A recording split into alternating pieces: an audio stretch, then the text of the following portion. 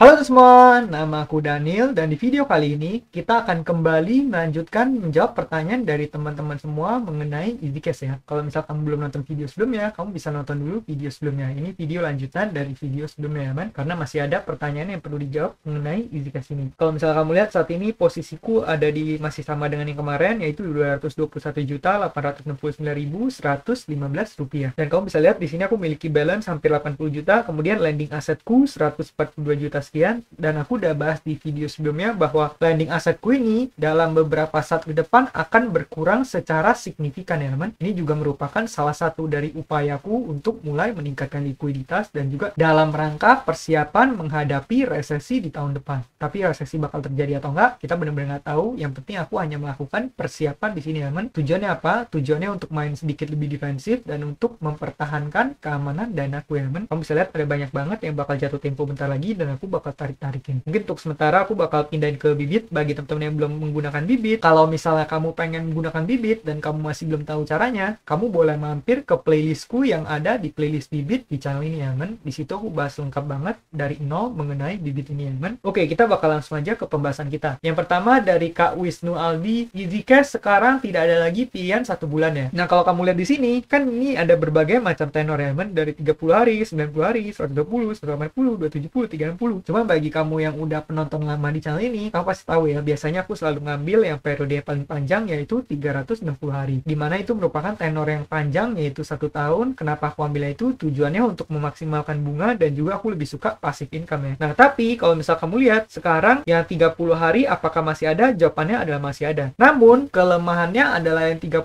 hari ini sekarang udah mulai dikuotain ya, men. Nih kamu bisa lihat remaining amount-nya 0. Dan biasanya ini ada limitnya ya, men. Jadi kalau misal kamu pengen mendanai 30 hari terus kebetulan lagi nggak ada kuota, kamu harus tunggu sampai kuotanya ada lagi baru kamu bisa mendanai yang 30 hari ini. Sebenarnya kalau misal menjelang krisis ini, aku lebih rekomen untuk kamu ambil tenornya yang lebih pendek-pendek sih ya. Tujuannya supaya setidaknya kamu bisa lebih liquid ketimbang kamu ambil yang tenor panjang-panjang ya men. Kalau misal kamu udah ambil tenor yang 360 hari, itu kan dana kamu dikunci. Mau nggak mau kamu harus menunggu selama 1 tahun sampai jatuh tempo baru kamu bisa mendapatkan dana kembali. Tapi kalau misalnya yang 1 bulan, setidaknya kamu nggak perlu menunggu terlalu lama kalau misalnya kamu pengen cairin uangmu ya men. Nah, jadi untuk menjawab Kak Wisnu Aldi, EasyCash sekarang nggak ada lagi pilihan yang 1 bulan. Jawabannya adalah ada, namun kamu harus mendanai pada saat ada kuota. Kalau misalnya nggak ada kuota, ya kamu nggak bisa mendanai ya men. Namun kalau misal kamu pengen danai mulai dari yang 2 bulan, 90 hari, 120 hari, ini harusnya masih bisa seperti biasa ya men. Cuma seperti yang aku bahas, aku pribadi mungkin selama berapa saat ini nggak akan masuk-masuk lagi. Malah ada kemungkinan aku bakal ngurangin posisi di sini ya men. Oke, pertanyaan berikutnya dari Kak Andi S. Apakah pernah mengalami kredit macet di P2P lending sehingga uang investor nyangkut karena peminjam belum bayar? Nah, kalau misalnya kredit macet seperti ini, jawabannya adalah aku pernah ngalamin ya teman. Tapi seperti yang kamu ketahui bahwa di channel ini aku kebanyakan investasinya di P2P lending konsumtif, di mana di P2P lending konsumtif rata-rata nggak pernah ya teman. Karena P2P lending konsumtif selama ini TKB-nya selalu 100% dan juga semua danaku berhasil kembali. Jadi kalau misalnya di P2P lending konsumtif, contohnya seperti asetku, Uangme, Rupiah Cepat, EasyCash, itu aku nggak pernah mengalami yang namanya kredit macet. Tapi kalau misalnya kamu tanya apakah aku juga invest di P2P lending produktif, jawabannya ada juga dan ada yang macet juga ya men. Nah, kalau misalnya uangnya nyangkut, itu nanti kembali lagi tergantung ke platformnya, gimana penanganannya dan juga gimana solusi yang ditawarkan oleh platform tersebut ya. Ada yang mungkin pakai asuransi, ada yang mungkin digantikan semuanya, tapi biasanya sih bakal makan waktu lumayan lama ya men. Jadi kita udah rugi waktu, terus uang kita juga nggak menghasilkan uang. Nah, kalau misalnya nanti aku mengalami kredit macet seperti ini, pasti aku bakal update di channel ini ya men. Atau mungkin nanti ke depannya aku bakal review juga hasil mendanai dari P2P lending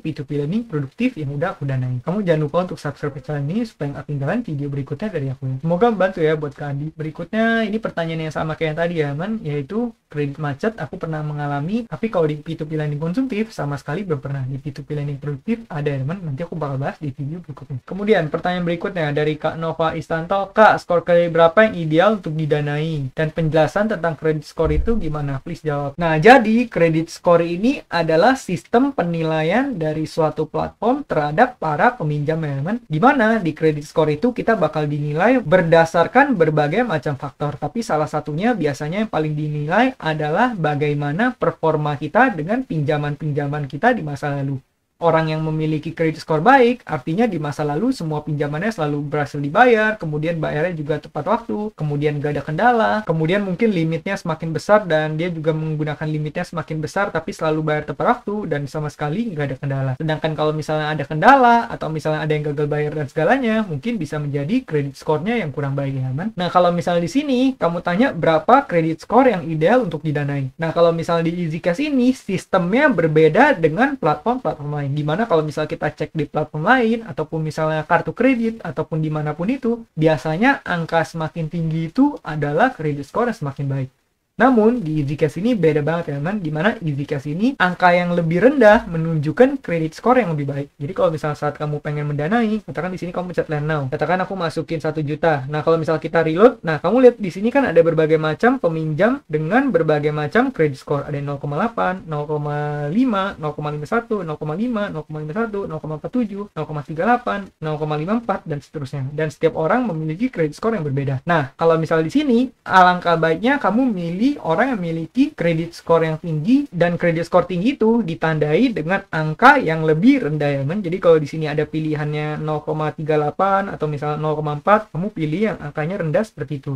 Jangan pilih yang 0,8, 0,7 ya teman. Karena kalau misalnya angkanya tinggi, itu artinya kredit skornya lebih rendah. Jadi lebih rendah itu lebih bagus, mendekati 0 itu lebih bagus. Aku pribadi, aku dulu salah ya teman. Dimana dulu aku selalu pilih orang yang angkanya 0,7, 0,8. Namun faktanya selama beberapa tahun aku mendanai, walaupun aku salah pilih itu, tetap semua danaku berhasil kembali ya teman. Aku pernah bahas di video-video sebelumnya mengenai pembahasan lengkap dari EasyCash ini tentang skor kredit ya teman. Kamu boleh cek juga di video-video sebelumnya. Aku juga udah pernah tanya ke RM, dan RM juga udah pernah menjelaskan mengenai ini ya teman. Semoga bantu ya buat Kak Nova Isfanto. Berikutnya mungkin ini pertanyaan terakhir yang aku jawab dari Kak DMG 0007.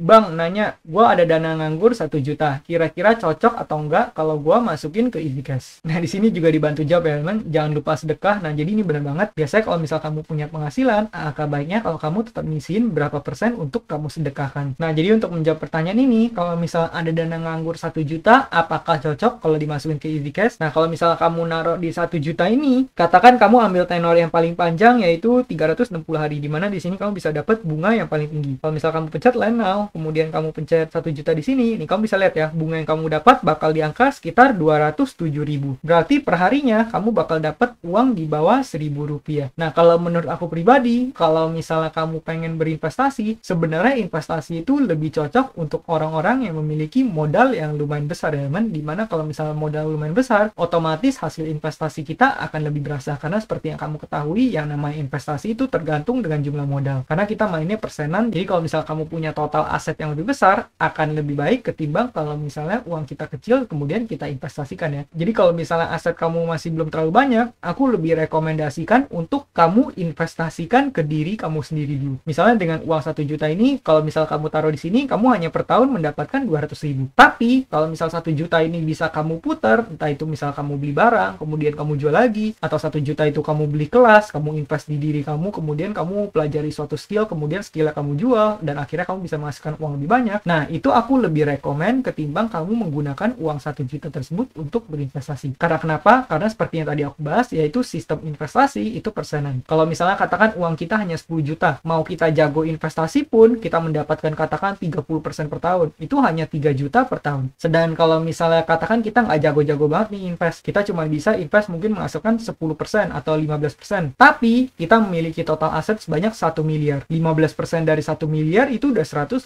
juta, dimana itu artinya per bulan bisa mendapatkan passive income belasan juta rupiah. Maka dari itu sebenarnya investasi itu lebih cocok bagi kita yang udah memiliki modal yang lumayan ya man. Maka dari itu kalau misalnya kamu punya 1 juta, alangkah baiknya kamu invest ke diri kamu sendiri dulu, atau yang tadi aku bilang juga boleh. Katakan kamu beli barang seharga 1 juta. Kalau kamu bisa jual seharga 1.500.000, itu kamu udah profit 50% tanpa perlu kamu harus menunggu 1 tahun. Maka dari itu ada baiknya dananya dikembangkan dulu atau enggak diinvestasikan ke diri kita sendiri dulu ya man. Nah tapi kalau misalnya kamu belum menemukan cara untuk bisa menggandakan uangmu seperti itu, nggak apa-apa juga kalau misalnya kamu pengen mulai investasi ya. Kamu juga boleh seperti yang aku bilang, yaitu membangun kebiasaan untuk menabungnya. Nah jadi ini semua sepenuhnya pilihan kamu. Contohnya kalau misalnya kamu seorang karyawan, kamu udah nggak punya waktu waktu untuk side hustle atau segala macam, terus setiap bulan kamu bisa sisihannya 1 juta, ya itu boleh juga kalau misalnya kamu pengen menggunakannya untuk berinvestasi. Cuma kalau misalnya kamu tanya aku lebih prefer untuk melipat gandakan dulu, baru kalau misalnya udah lumayan banyak, baru kita lempar ke instrumen investasi sehingga muter uangnya bisa semakin oke ya teman. Nah mungkin sekian aja pembahasan kita pada video kali ini. Nanti di video berikutnya aku bakal lanjut lagi menjawab pertanyaannya sampai habisnya. Bagi teman-teman yang ada pertanyaan lagi, kamu feel free aja untuk tulis di kolom komentar. Nanti kalau misalnya aku tahu, aku pasti bantu jawab supaya teman-teman semua bisa terbantu mengenai investasi di sini. Sekian video dari aku, semoga video ini bermanfaat, dan akhir kata jangan lupa untuk selalu